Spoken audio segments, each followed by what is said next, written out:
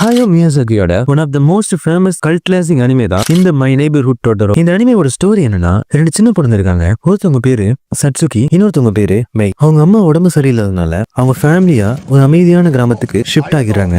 City life விட்டுட்டு ஃபுல்லா nature சூழ்ந்த வீட்டுக்கு குடியேறாங்க. அவங்க முதல் நாள் இட் செல்ஃப் அந்த வீடு கொஞ்சம் அவங்களுக்கு மிஸ்டீரியஸா இருக்குது. ஆனா சின்ன குழந்தைகள்லாம் அதெல்லாம் தெரியாதுல்ல, எப்பவும் போல ஜாலியா விளையாண்டுட்டு இருக்காங்க. புது ஊர்னால அந்த ஊரையும் சுத்தி பார்த்துட்டு இருக்காங்க. அப்போ அந்த மெய்ங்கிற குட்டி பொண்ணு மட்டும் காட்டுக்குள்ள தனியா போயிடுறா. அங்க அவ ஒரு வித்தியாசமான அதே சமயம் ரொம்பவே பாசமான ஆன்மாவை சந்திக்கிறா. அவன் தான் டோட்டரோ. டோட்டரோ அதிகமா பேச மாட்டான், ரொம்பவே காமா இருப்பான், நல்ல ஒரு ஃபன்னான கேரக்டரும். அதுக்கப்புறம் இந்த குழந்தைங்களும் டோட்டரோவும் சேர்ந்து ஷேர் பண்ணுற சின்ன சின்ன மூமெண்ட்ஸ் அண்ட் அவங்களோட டோட்டரோவும் டிராவல் பண்ற மேஜிக்கல் ஜேர்னி தான் இந்த மை நெய்பர்ஹுட் டோட்டரோ. இந்த அனிமே மூவில ஒரு சில சீன்ஸ்லாம் ரொம்பவே அழகா காமிச்சிருப்பாங்க.